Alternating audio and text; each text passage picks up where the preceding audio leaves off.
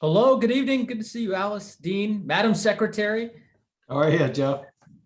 And happy birthday. Don't worry, we're not Happy birthday. Well, thank you. Well, I can't think of a more illustrious group to spend my birthday with than a dean of the law school, a mentor, my first boss, and the Secretary of the Interior who continues to inspire the country. So what a great group. Happy birthday, Joe, Congressman. All right, well, the gang is all here. So I'm going to go ahead and get started. I'm Alice Madden. Welcome, everyone. I'm the Executive Director for the Getches-Wilkinson Center for Natural Resources, Energy, and the Environment at Colorado Law. And we are incredibly excited about tonight's keynote event of our spring series called The Climate Justice Lens is Here to Stay. Along with our Law Dean James Anaya, we are so pleased to welcome two very special guests for Water, Land, and People, the natural resources priorities of the Biden administration, featuring Secretary of Interior Deb Holland and Colorado Congressman Joe Neguse. At the University of Colorado, we like to begin our events with an acknowledgement that our campus sits on the traditional territories and ancestral homelands of the Cheyenne, Arapaho, and Ute nations. And we pay our respects to those original stewards and to the many Indigenous people who are still connected to these lands. But again, let's start with a big happy birthday to our Colorado Law alum and rising star, Joe Neguse. Since 2018, Congressman Neguse has represented Colorado's 2nd Congressional District, where the university sits, and is the first African-American member of Congress in Colorado history. He serves on a number of committees, as well as chairing the Subcommittee on National Parks, Forests, and Public Lands, and serves as Vice Chair of the Subcommittee on Immigration and Citizenship. In 2020, he was recognized as the most bipartisan member of Colorado's congressional delegation by the McCourt School of Public Policy at Georgetown, and he received the Spirit of Service Award for the Town Hall Project for his public service-style town halls. Literally, you might go, pick up some trash and talk to your congressman. It's a really cool thing he's been doing.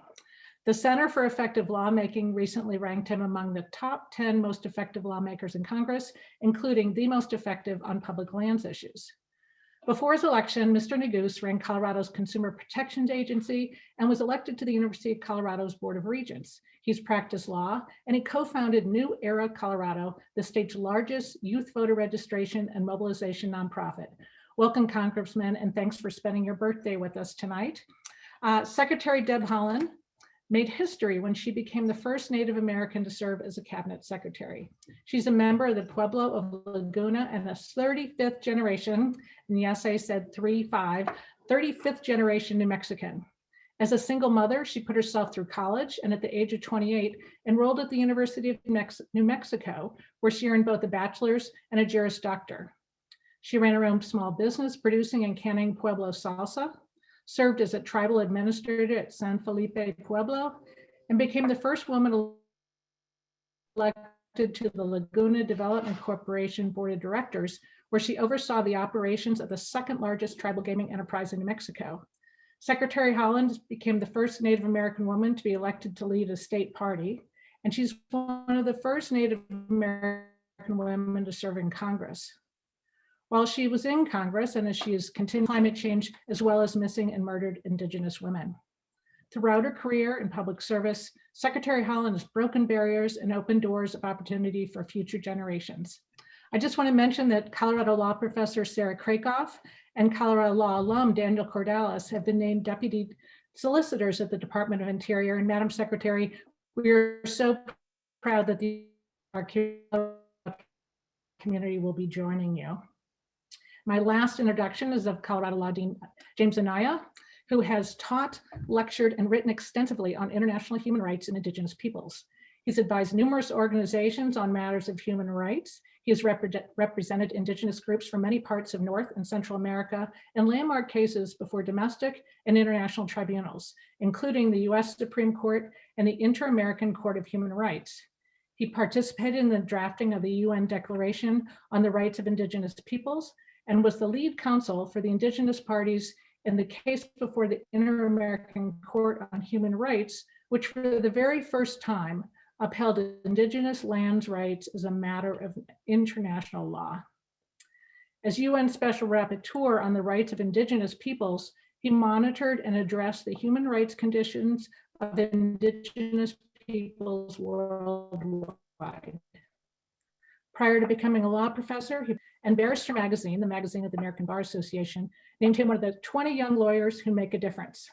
Dean Anaya also served on the faculty of University of Arizona, University of Iowa, and has been a visiting professor at Harvard Law. I want to take a quick moment of personal privilege to thank Dean Anaya for his 5 years of service as Law Dean. Dean, your commitment to diversity, equity, and inclusion has really moved the needle at the school, which needed to be done. And I'm so thankful your unwavering support of the center. It's meant a lot to me personally. He'll be joining our faculty in July, so our students will continue to have the benefit of his wisdom and experience for years to come. So we have over an hour ahead of us. I'll be rejoining later to moderate the incoming questions from our attendees. So please enter them via the Q&A function at the bottom of the screen, not the chat function, the Q&A, that's where I'll be looking. So again, thank you all for being here. It's my pleasure to hand this over to Dean Anaya. Thank you, Alice, and thank you for your work in organizing this and the previous lectures that are part of this series, and for your leadership of the center. Good evening, everybody. Let me add my thanks to you all for joining us for this very special event. One of my pleasures as Dean has been the opportunity to observe or be part of the outstanding events organized by the Getches-Wilkinson Center. And I'm grateful that even throughout the pandemic, the center has continued to bring thought-provoking guests to the law school and to the broader public. And we're especially pleased to host tonight's very special guests. A warm welcome to Colorado Law alumnus and bright star, I'm not going to say rising star, he already is one in Congress, Representative Joe Neguse. Congressman, thank you for continuing to be an important part of the life of the law school, and thanks also for the important work you do as our representative in Congress and the work you do for the country. And a very warm welcome to Secretary of Interior Deb Holland. Madam Secretary, it's such a privilege to have you, and I'll say back at the University of Colorado Law School, and since you visited here once before.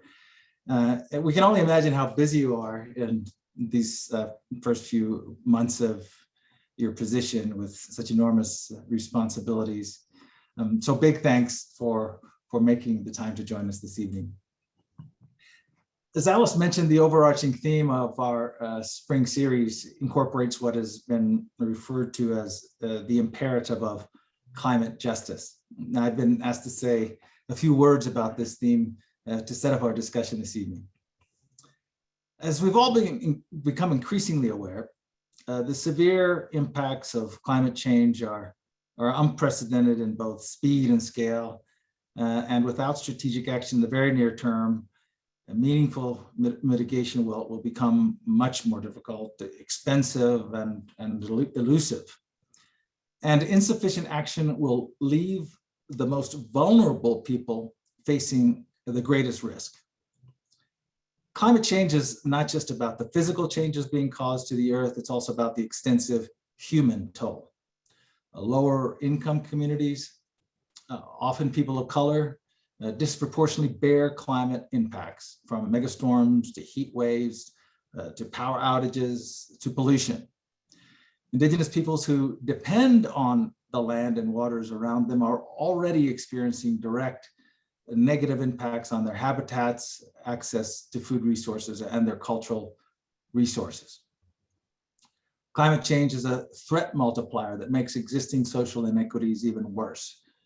Communities facing increasing economic barriers and heightened public health risks are going to be more and more vulnerable without action to mitigate climate change.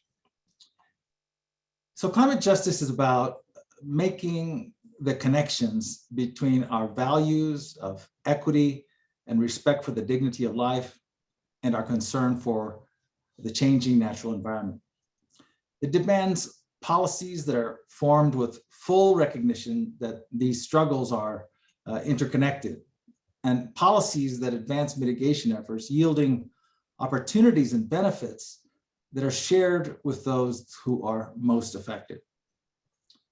Along these lines, the Biden administration has put forth a bold, multifaceted, what has been referred to as a whole of government approach to addressing the physical and social impacts of climate change.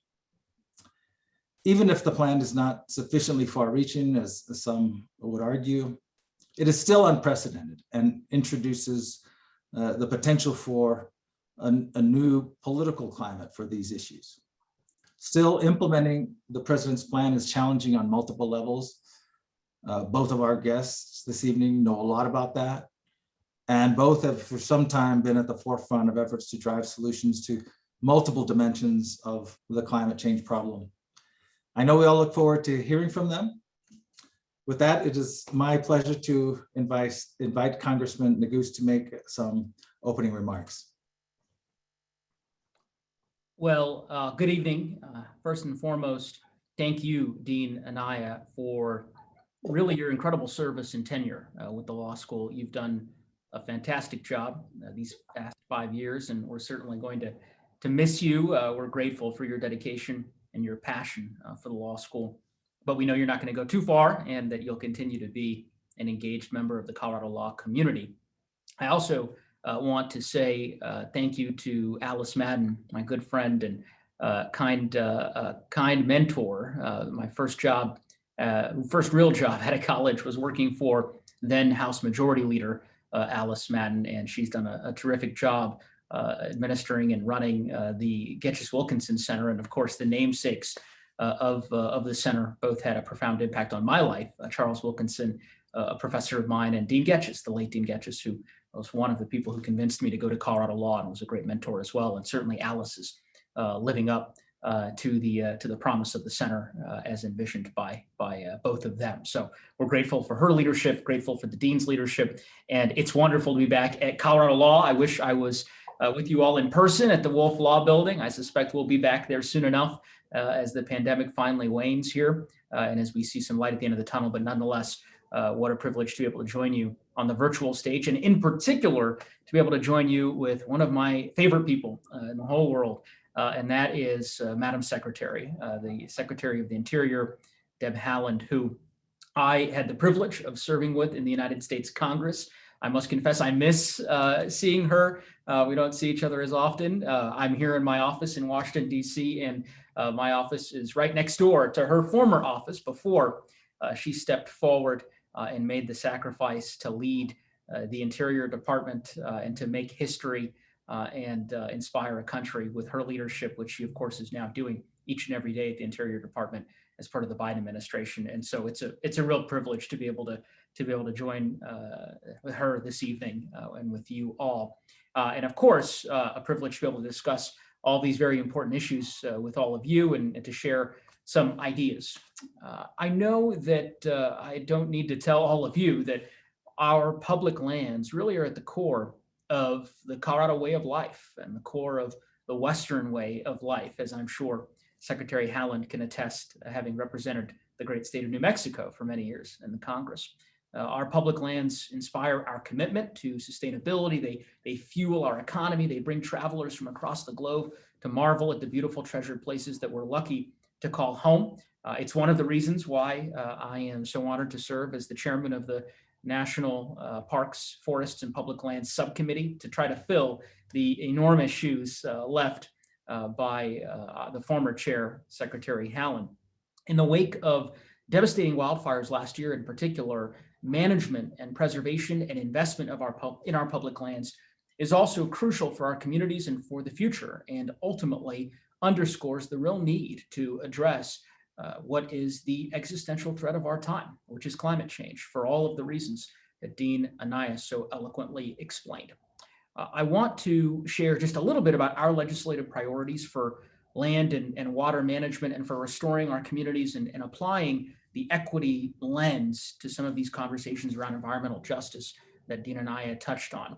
Already this Congress, we're working very aggressively to push policy that we believe will support Colorado, support the West, and support our future.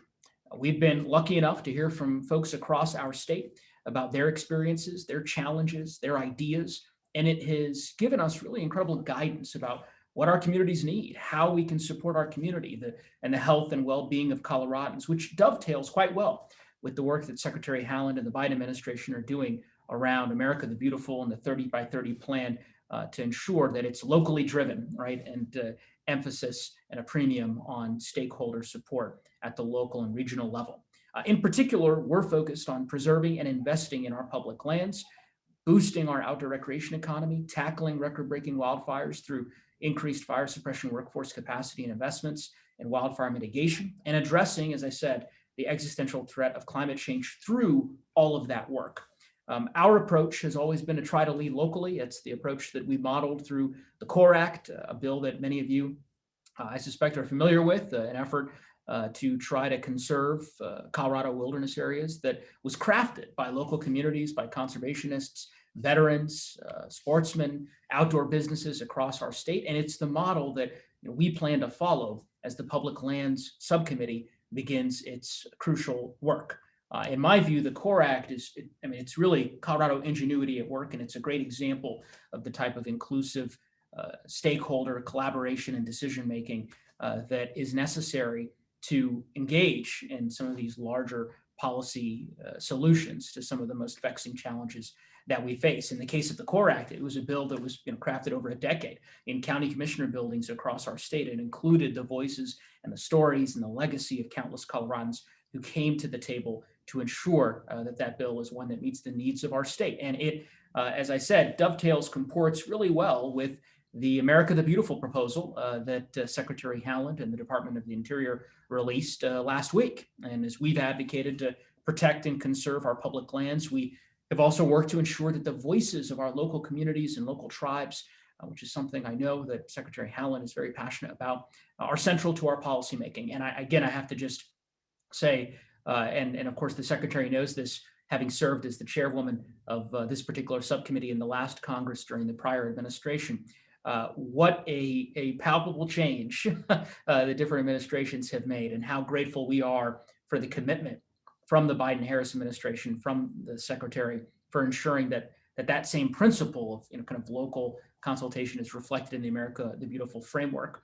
I also would be remiss if I didn't say how grateful we are that the plan adds support for our 21st Century Civilian Climate Corps proposal, which essentially reimagines the Climate Corps of the 1930s, an incredibly important, or Conservation Corps of the 1930s rather, an incredibly important program at that time that addressed unemployment in our country, working on large-scale public projects. We believe that we can create a reimagined Climate Corps for the 21st century that engages in reforestation and critical watershed mitigation work and so much more. And again, to Dean Anaya's point, applying an equity lens, understanding that the Conservation Corps program of the 1930s was very limiting in the sense of, obviously, at that time, women and minorities being unable to participate in those programs. In this instance, we intend to make diversity a core component of the 21st century Climate Conservation Corps, and believe that will inure to the benefit of everybody in our country, to the extent that we can ensure that the federal workforce it reflects the great diversity of the United States. Finally, I will just say, of course, in Colorado, we have witnessed firsthand the impacts of climate change through devastating wildfires, intense flooding, droughts, other climate-related weather events. We are now in the beginning stages of what will likely be another very difficult wildfire season. And so it's really important that as we talk about the future and what the future holds, that adaptation becomes a core component of the work ahead. And we're certainly very excited on that front. It's one of the reasons we brought together scientists and folks who specialize in this field for a wildfire summit just a few weeks ago, or a few months ago rather, to try to engage on these topics. So all in all, I would just again say we're very excited about all the work that the subcommittee is doing. We believe that the time is right to strike while the iron is hot and to make significant progress with respect to the fight against climate change and the struggle for environmental justice. And we certainly look forward to partnering with all of you who are watching tonight and with the Secretary under her tremendous leadership. With that, I will yield back to you, Mr. Anaya. Thank you. Thank you, Congressman, for those very insightful and informative remarks. I'll now invite Secretary Haaland to make some opening remarks. Thank you so much, Dean Anaya, and congratulations on completing your term as Dean at Colorado Law. I appreciate your service, and I didn't even go to law school there. not just over the last 5 years, but throughout your career. You've lifted up the rights of Indigenous people throughout the world, and that is so appreciated. Colorado law is a better place because of your efforts to make this space and others more accessible to people from all backgrounds. I know that you'll carry on all of that important work as a member of the faculty, and I will keep cheering you on from the sidelines. So thank you so much again, and I am happy to have this opportunity to wish you well. And hello, everyone. I'm happy to be with all of you tonight for this event. I'm joining you from the ancestral homelands of the Anacostan and Piscataway people here in Washington, D.C. And I will say that I will take any excuse to spend time with my former colleague and dear friend, Congressman Joe Neguse. From the time I was sworn into Congress, Congressman Neguse has never backed down from his charge to represent the people and the natural resources of Colorado's 2nd District. We served, as he mentioned, on the Natural Resources Committee together. And yes, we were office neighbors. And he once gave a speech on the House floor in defense of our stance as a welcoming nation that moved me to tears. And I watched that speech many times because it inspired me so much. His voice is powerful. It's a beacon for many people. And I was so proud to serve with him and so proud to be with him here tonight. Happy birthday, Congressman Joe Neguse, and it's wonderful to see you. The theme of your webinar series is amazing, and I think entirely true. The climate justice lens is here to stay. For the Biden-Harris administration, I would expand that slightly. It's about climate, it's about equity, and it's about the economy. President Biden has asked us to apply all 3 lenses to solve the pressing issues of our time, and that's exactly why I was so honored to join his cabinet. I'd like to use my time to outline 3 areas where the Biden-Harris administration is wasting no time to advance an equitable and just climate future. The areas I'll touch on tonight are empowering tribal nations, building a clean energy future, and conserving our lands, waters, and wildlife. First, President Biden has been clear that respect for tribal sovereignty and self-governance is a cornerstone for his administration. Restoration of tribal homelands is critical to tribal self-governance. The failed policies of allotment and assimilation eras continue to echo for tribal nations even today.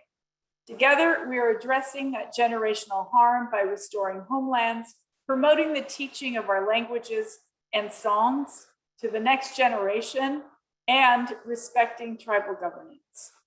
President Biden knows that trust and treaty responsibilities are not limited just to the Bureau of Indian Affairs. Treaties are with the United States, and it's all of our government that has those treaty obligations. The president has appointed Libby Washburn as his special assistant for Native Affairs in the White House. He has restored the White House Council on Native American Affairs, and he's restoring the White House Tribal Nations Conference.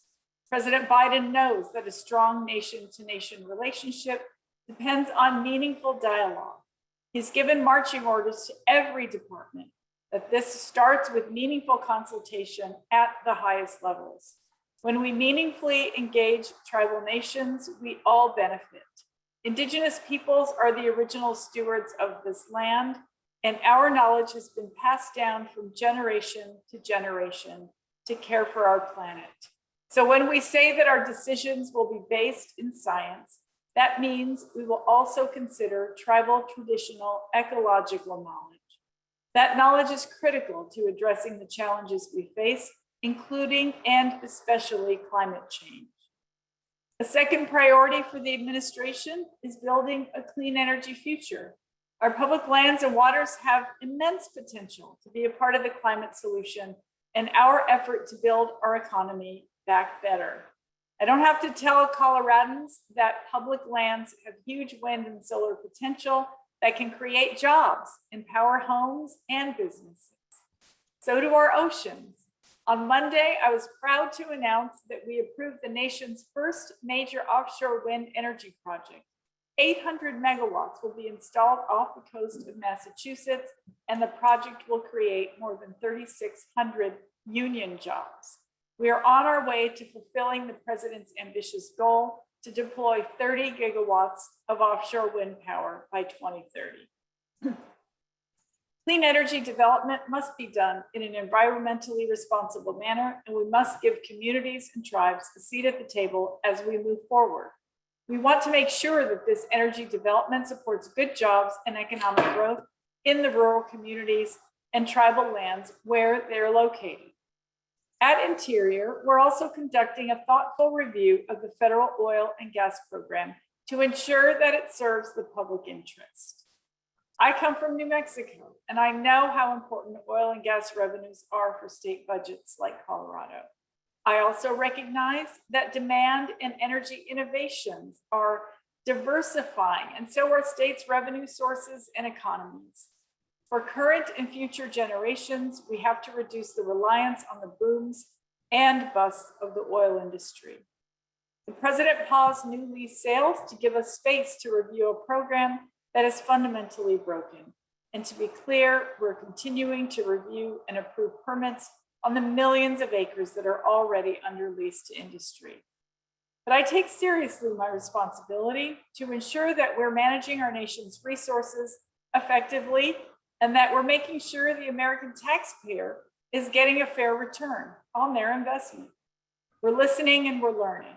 We're meeting with industry representatives, labor and environmental justice organizations, natural resource experts, indigenous groups, and communities whose voices have been silenced.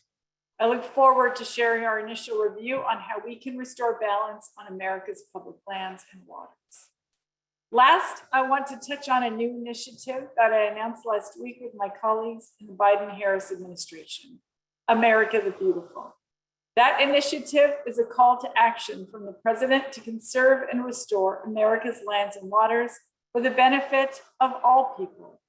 We know that nature offers some of the most cost-effective ways to address the climate crisis. We also need to do more to stem the steep loss of nature and wildlife that we witness every single day.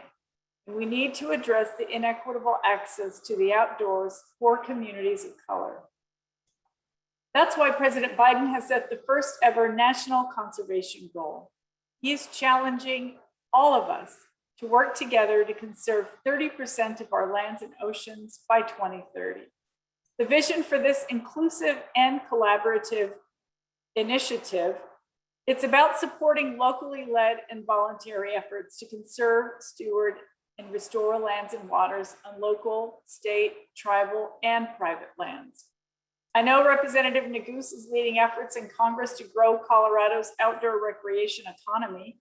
That's exactly the kind of vision and leadership that we want to encourage in cities, counties, and states across the country. We know that ranchers and farmers have a strong conservation ethic, and we are clear that their voluntary contributions will be supported and recognized. We are also clear that tribal sovereignty will be a North Star for this effort, starting with engaging tribes on the care and management of public lands and waters. I'm so excited to get to work on this and so many other exciting initiatives at the department. I also know that all of this won't be easy. As we speak, the West is facing unprecedented drought conditions. We're anticipating another intense wildfire season. Climate change threatens our economy and our well-being. For too long, we have put off the transition to a clean energy economy. And all of these issues are exacerbated by the global pandemic. It's easy to get discouraged, but I love that President Biden is taking this moment to challenge us to build back better. He knows that we can do it together. As we face these interlocking crises, I believe we have a unique opportunity to build a brighter future for everyone. Thanks again so much for having me. I'll turn the floor back to you, Dean Anaya, and really look forward to the conversation. So happy to be here. Thank you, Secretary Haaland. Thank you so much for those kind words. It's really an honor to have you with us, and I trust this is not the the last time that you'll be invited, and hopefully that you'll engage with us here at the University of Colorado Law School. Just let me say I'm happy to be a fellow New Mexican and also fellow alumnus of the University of New Mexico. Go Lobos. So I'm looking forward to diving into our discussion now in light of the topics that both of you raised. But I want to begin with a somewhat personal question. It strikes me that we have some firsts in this conversation, the protagonists in particular. Congressman Neguse, as Alice mentioned, you are the first African-American member of Congress from Colorado. And also, as Alice mentioned, Secretary Haaland, you are the first Native American to head the Department of Interior and be the first member of the cabinet. And I have to confess that I'm especially interested in these first as the first person of color to be Dean of Colorado Law, and happily we'll have the first African-American and woman to be the next Dean. So Congressman, can you share a few words about what being the first Black member of Congress means to you, and perhaps to younger people of color who see you in this role? Yeah, well, I'd say a couple things. We're certainly proud of the historic nature of my candidacy and ultimately my election. But that being said, I in some respects it pales in comparison to the other historic firsts that you mentioned. For Secretary Haaland to become the first Native cabinet member, literally in the history of the United States. You think back to the earliest days of our founding, George Washington's first cabinet, 230 some odd years. That to me is just it's an incredible achievement, of course, for Secretary Haaland, but it's an incredible achievement for our country. And I think will inspire a generation of young people and people of color and Native American children to pursue their dreams and to follow their dreams, as will be the case, I suspect, Dean Anaya, with your ascendancy to the deanship as well. Because as you know, it's hard being the first, and I have no doubt that was the case for you as well. And we're very proud of your accomplishment, becoming the first person of color to lead my alma mater. My kind of mantra has always been that while I'm proud to be the first, it's important that I'm not the last. And I think what can get lost in these conversations, obviously, the fact that we have the privilege of holding the public trusts, the offices of public trust that we do, and in my case, and in the case of Secretary Haaland, is a reflection of the inclusive nature of our country and how much progress we've made as a nation. And yet, it's also really important that we take sufficient steps into the future to ensure that we're not the last. And as you said, that's clearly the case at Colorado Law, where, as you mentioned, we'll have a new dean who is also breaking numerous glass ceilings, and breaking barriers. But I just, that to me has been kind of something that I've tried to remind myself and remind those who ask me about kind of the uniqueness of my candidacy. Thank you, Congressman. Madam Secretary, any comments along those lines? Thank you so much. And my slogan when I was running for Congress was, Congress has never heard a voice like mine, right? There'd never been a Native woman in Congress. And I had some folks who would say something like, I don't do identity politics, right? I'm not going to vote for you just because you're a Native woman. I'm not going to vote for Joe Neguse because he is an African-American, man.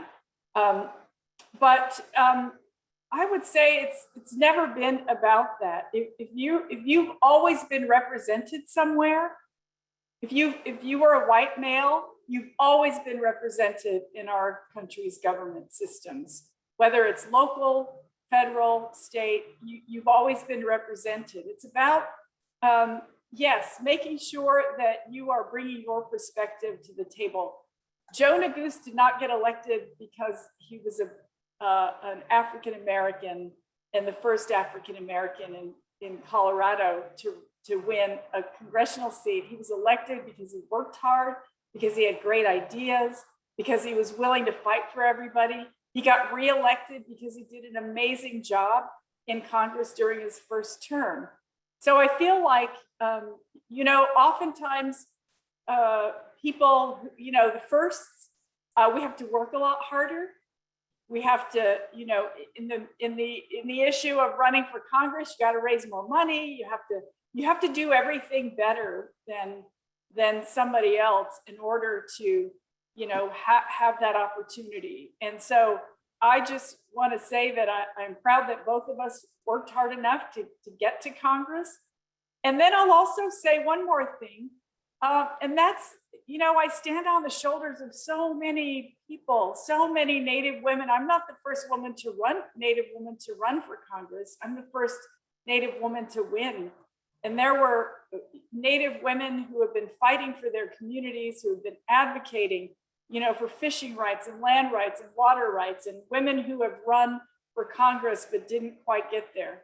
So I stand on their shoulders, and Joe Neguse stands on the shoulders of folks who came before him as well, and proudly standing on those shoulders. And I think it's important now more than ever during this time of when justice is a word that we use often when just in conversation, that young people do see him, and young people do see you, Dean Anaya, and young people do see me, because they can see themselves in those positions. And if they can see themselves, they feel like they have opportunities.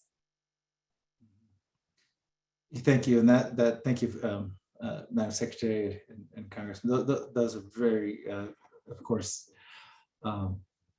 inspirational observations. We talk about role models very often, but really what we're talking about in the case of both of you are models of that inspire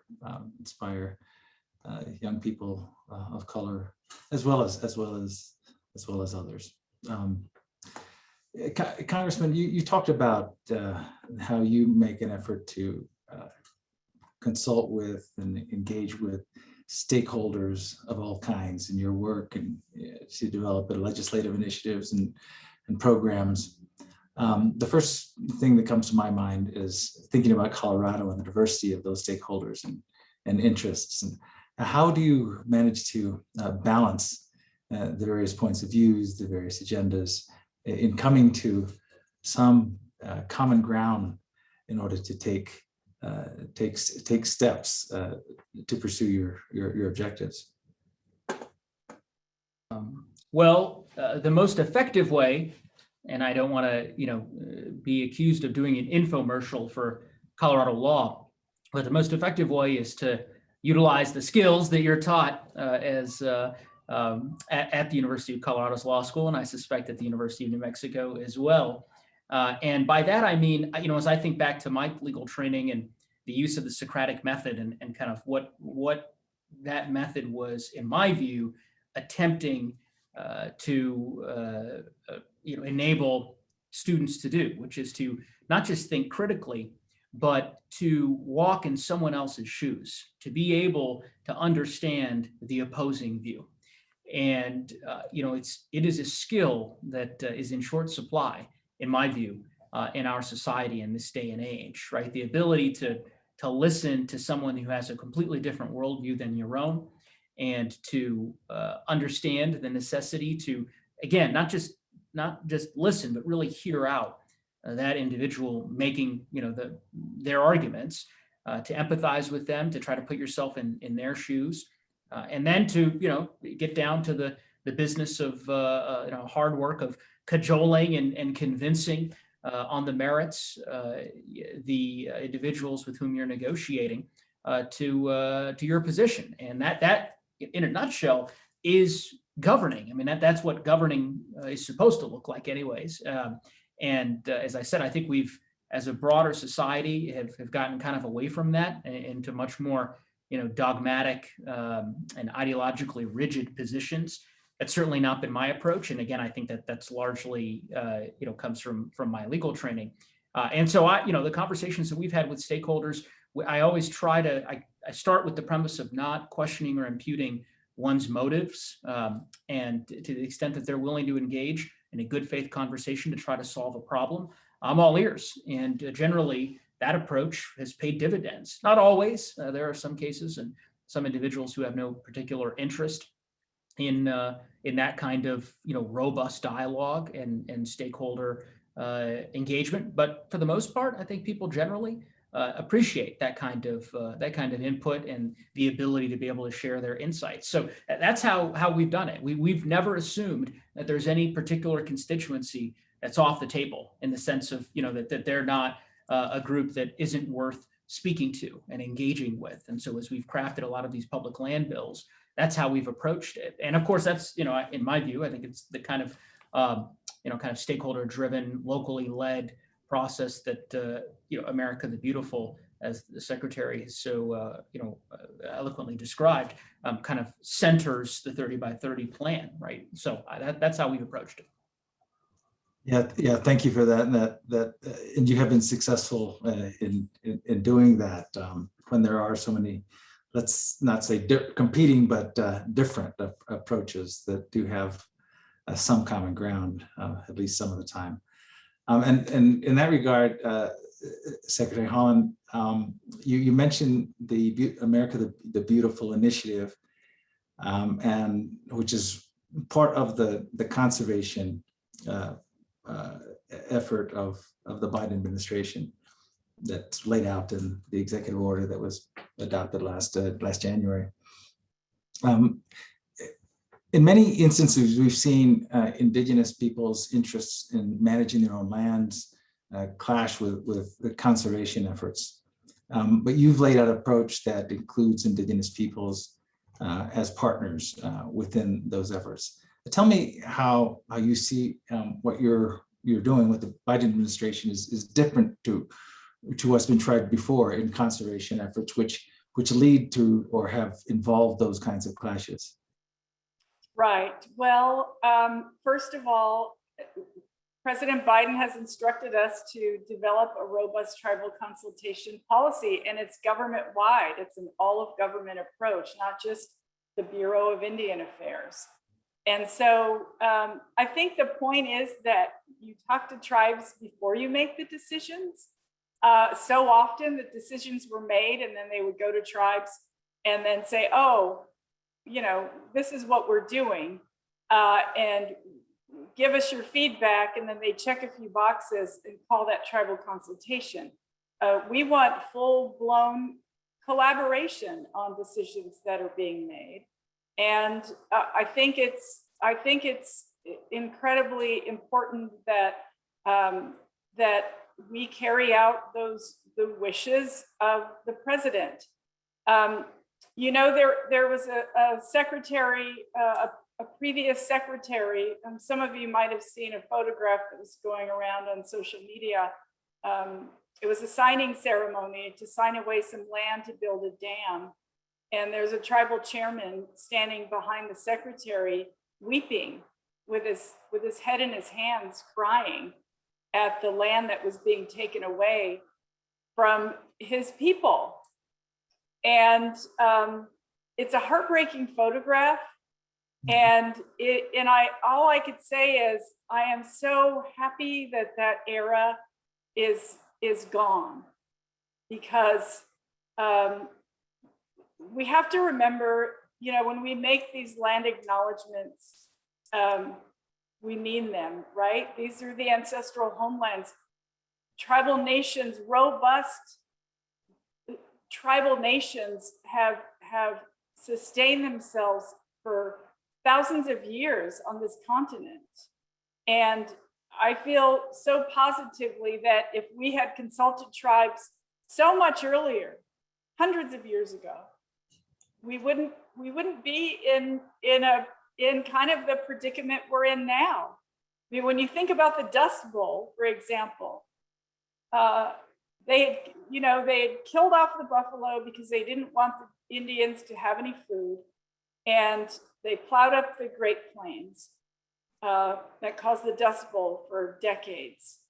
And imagine, by the time they realized we need to ask Indian tribes about this land, it was too late.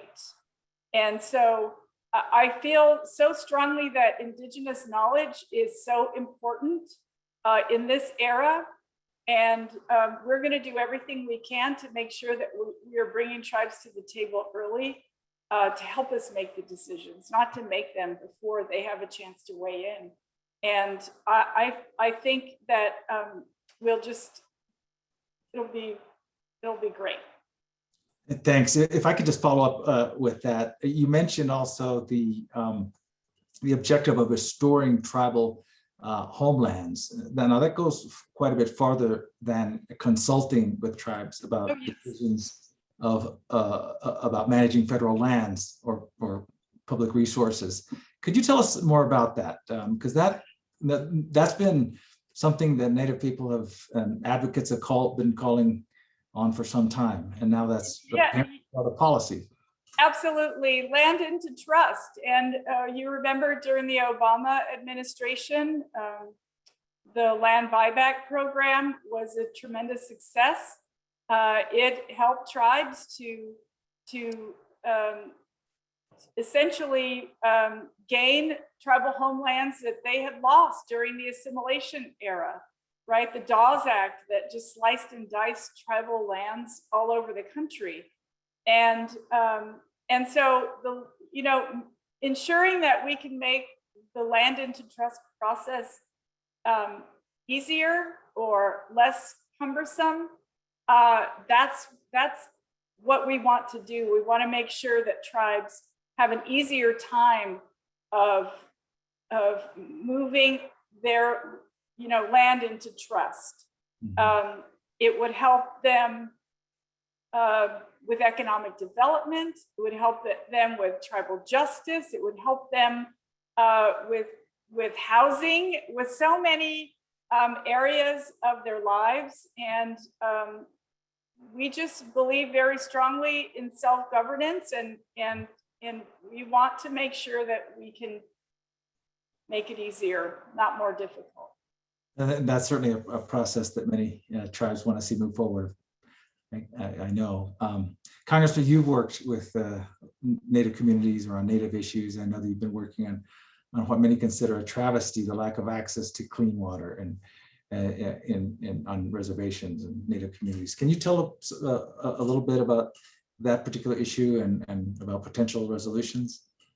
Well, I mean, access to reliable, clean drinking water is an essential human need, right? I mean, it ties to public health, certainly the well-being of every community, and the lack of access to clean drinking water is a significant barrier for many Native American communities, according to empirical data that's been compiled by a number of different agencies, including the Indian Health Service.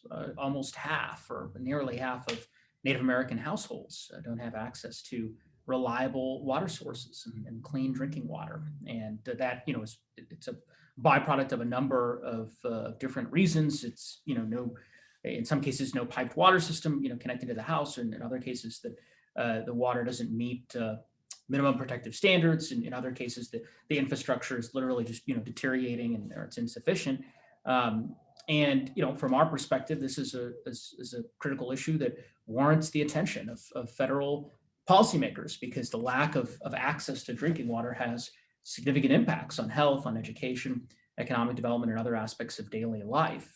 And in the midst of a pandemic, I mean, it's worth underscoring this point, right? That the pandemic has disproportionately harmed people of color and Native Americans and the Native American community. It's all the more crucial that the federal government is ensuring that tribal communities and Alaska Native villages have access to this basic resource. So we introduced a resolution that reaffirms kind of the phrase that you used at the beginning, Dean Anaya, which I think is a great way. It crystallizes the way in which this administration is kind of turning the page and applying real strategic leadership, which is whole of government, right? So our resolution kind of reaffirms the whole of government approach and collaboration, as the Secretary described, with tribal governments to make sure that clean drinking water is attainable for our Native American communities.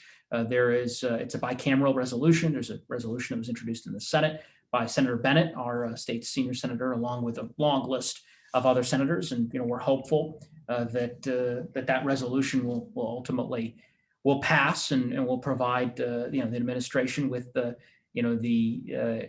political consensus here on Capitol Hill to further support all of the incredible work that the administration is doing through the Department of Interior, the Indian Health Service over at HHS, the EPA, the Ag Department, and so forth.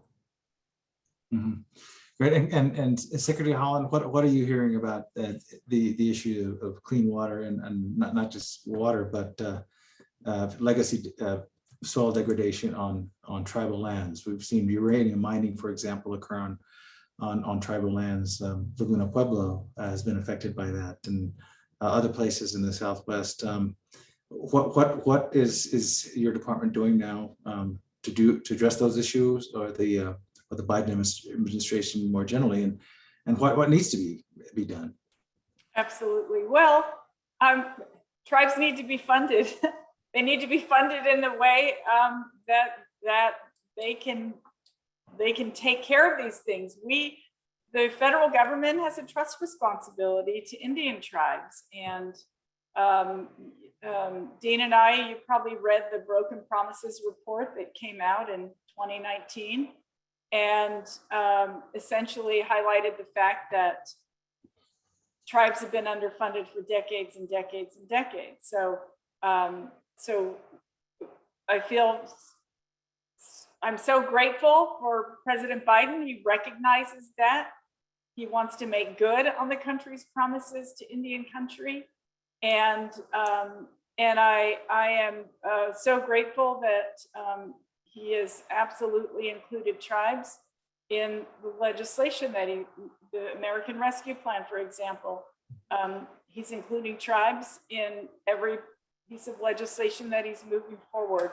And so I think, that's a start, right? We have to live up to our trust responsibilities. The way that we help tribes for their folks to have running water. And yes, thank you, Congressman Neguse, for highlighting that. Tribal nations had a terrible time during the pandemic. Some folks, they're telling you to wash your hands.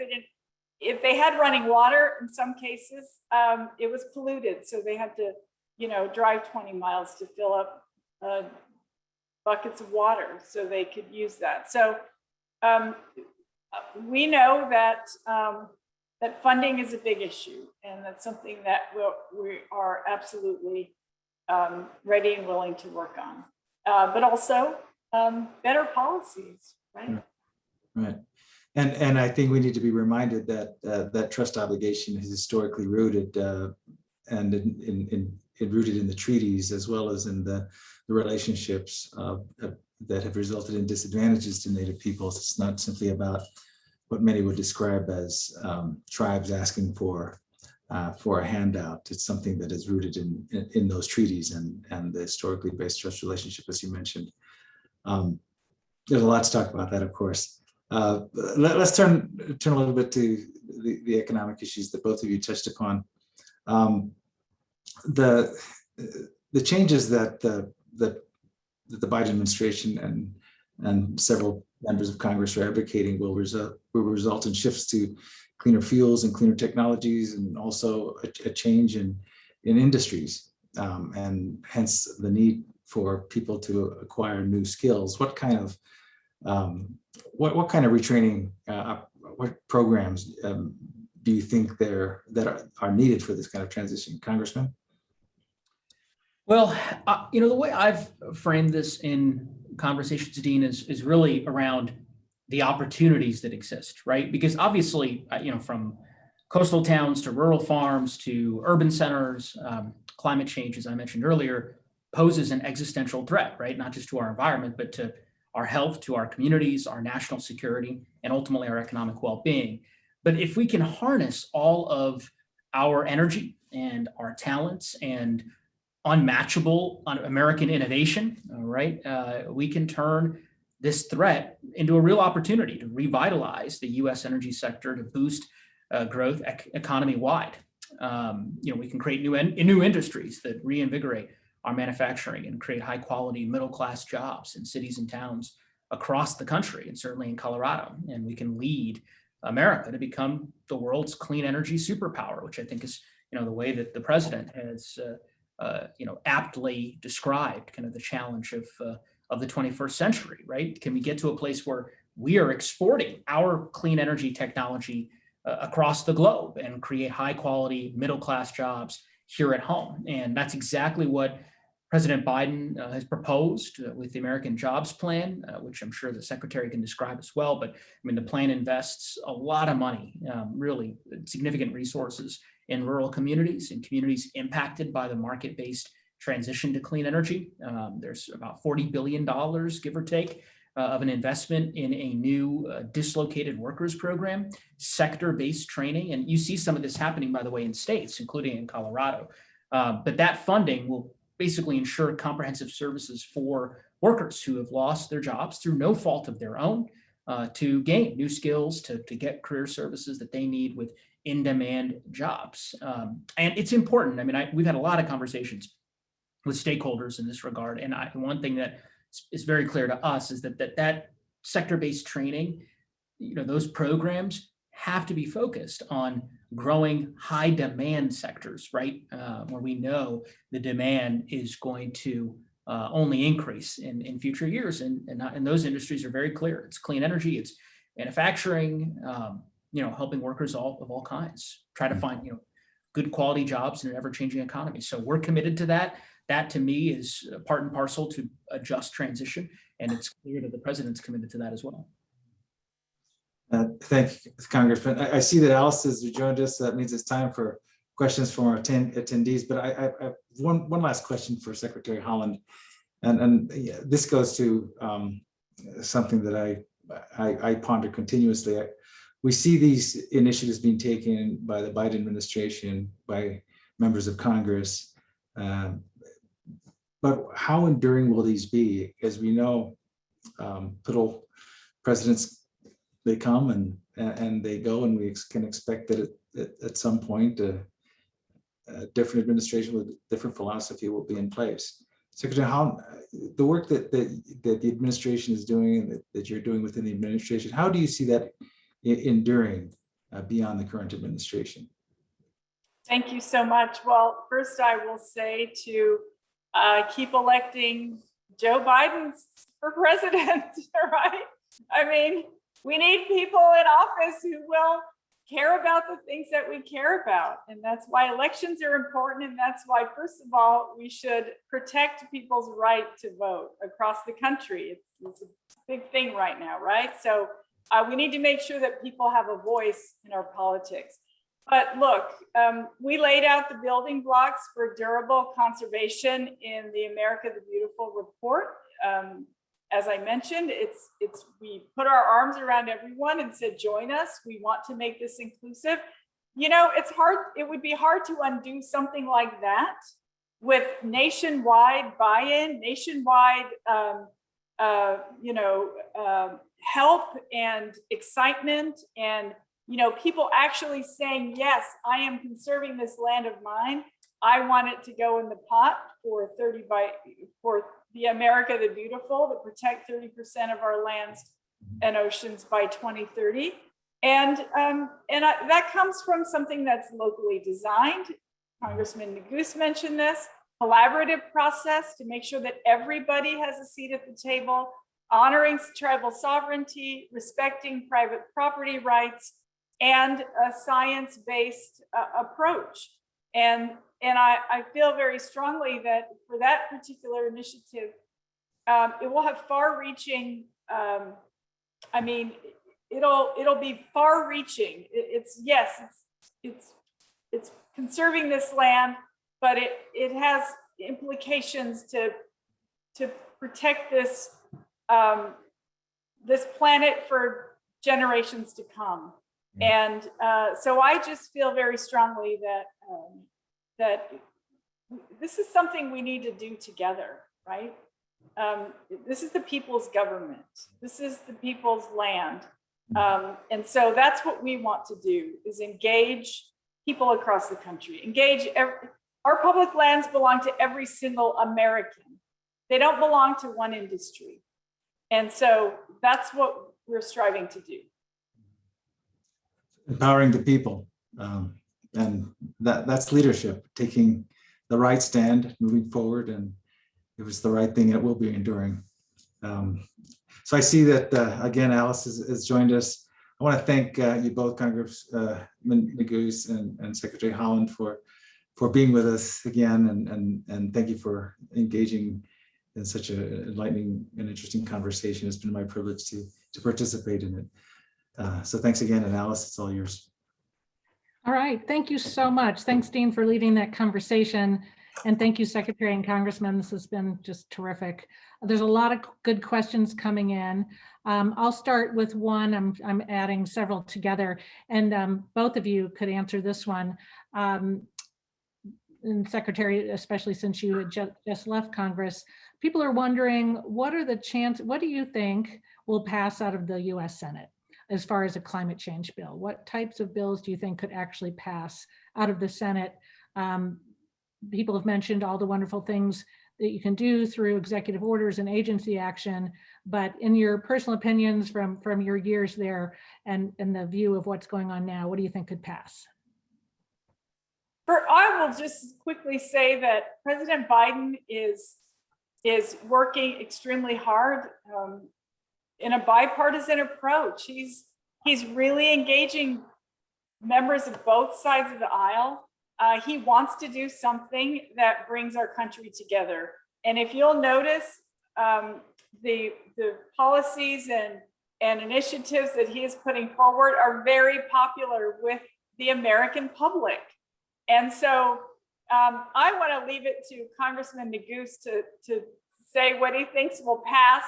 But what I could say is that President Biden is doing the legwork to make sure that he is bringing folks to the table and that he is gaining the support of the American people on the policies that he's moving forward. The American Jobs Plan, that will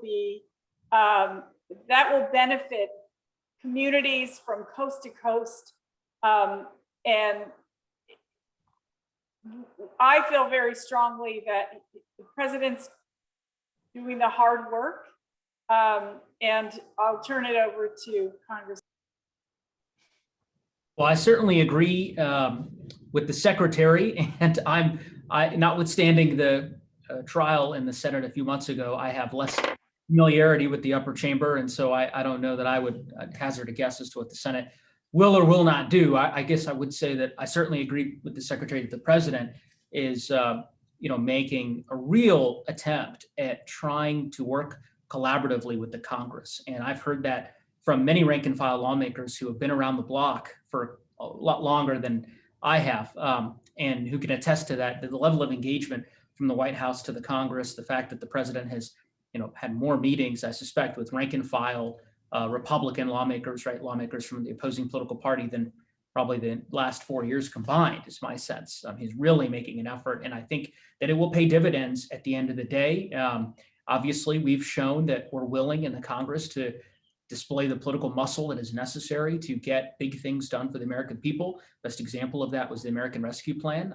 I'm more optimistic today about our ability to move the ball on significant public land protections and finally some action on climate than I have been in the past. So I'm cautiously optimistic about our ability to at least get something done. Now, I just also will say, though, because this goes to your point, Alice, and of course, Alice spent years in the administration, the Obama administration, so understands this quite well, but personnel is policy. And so while we're doing everything we can in the Congress, the president, Secretary Haaland are making, really big moves that will inure to, the collective benefit of everyone in the country. And that's reflected in the people that they are appointing, that the secretary has appointed, that the president has appointed to lead these really important agencies. I was remiss not to say earlier that one of my favorite professors who taught me natural resources law, Professor Krakoff, is now, of course, as Alice said, joining the Department of Interior as a deputy solicitor. And so, Madam Secretary, that particular department is in very good hands with her in your office, and we're very appreciative of you making that appointment. So anyway, I'm pretty excited about climate action for the first time in a long time. All right. There's a couple of questions about Bears Ears National Monument, which President Obama had created and President Trump shrunk. And what are your both your stances on Bears Ears and Grand Staircase national monuments, and what protections are in place to protect these particular territories? And is there a timeline of when you think those protections will happen? I'll let the secretary answer that one. I'll just, thank you. But feel free. So I traveled to Utah because I was invited by one of the senators there, and he asked if I would come before we made any decisions on that, on the status of those two national monuments. Of course, we went, and I felt that there's no doubt that these are places of immense historic and cultural history. We are in the process of writing a review for President Biden. The Antiquities Act is for the president. He makes the decision on that. We are providing him with our perspective of the things that we saw and the people we spoke to. And yes, we had many town hall meetings and had a chance to speak to many people on the ground from all backgrounds and all walks of life. It was a very inclusive several days there. And so I don't have a timeline for you, unfortunately, but just know that it will be the president's decision. And we're very happy to provide him with the review that we have done. When the president makes the decision, I suspect the American public will know about it. Okay. One of the great challenges we face in Colorado is and everywhere, I think, is the overuse of public lands. For example, Rocky Mountain National Park, Hanging Lake, crowds on our 14ers. How do we balance the desire to develop the outdoor recreation with the damages caused by such use? And I will add in and ensuring equitable access. I think that's for the secretary. Thank you. Well, of course, one of the terms that folks are saying now is recreate responsibly, right? Hashtag recreate responsibly. Folks need to know how to be in a place when they're in it, right? To respect the fragility of the ecosystems and so forth. So, of course, using the tools that we have in our toolbox, we are always working to prioritize the projects that we need to prioritize with whatever infrastructure needs to go in those areas. But I want to give a quick shout out to there are so many places in rural communities. There are so many national parks that have a very low visitor rate per year because people don't know about them, right? They'll go to the big national parks, they'll go to the well-known areas. And I just want to say that there's national parks all over our country that folks can visit. And so I would challenge everyone to find a place like that where there are no crowds, where you have opportunities to be in nature in a quiet space, and there are places like that. We'd like to see folks, of course, recreating responsibly and recognize that this is going to be a stellar year for outdoor activity because people have been cooped up for a year, right? Because of the pandemic. So we're going to do our best to make sure that that we have the staff out there to help people, to help people to understand what's involved in visiting those places, and we'll absolutely do our best. There's so many good questions, and I know we're not going to get to them all. We just have a few minutes left, but the Colorado River Basin is in its third decade of warmer and drier than average conditions. Interior will be guiding and sometimes applying pressure to get states to agree to new managing guidelines for the river's management. And I'll add, tribes will now be part of that process. What do you plan to bring to those talks, and what are your priorities in the Colorado River Basin?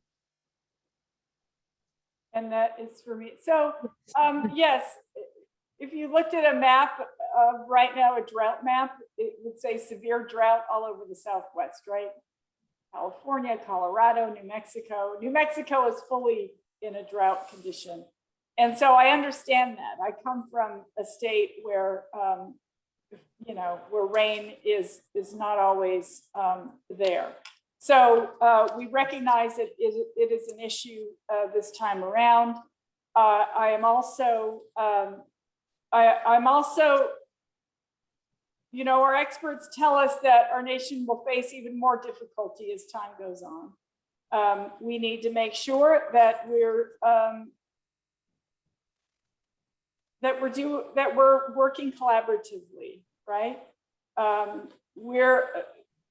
There are several drought issues that we're facing right now. Our team has been extremely cognizant about the need to consult with tribes.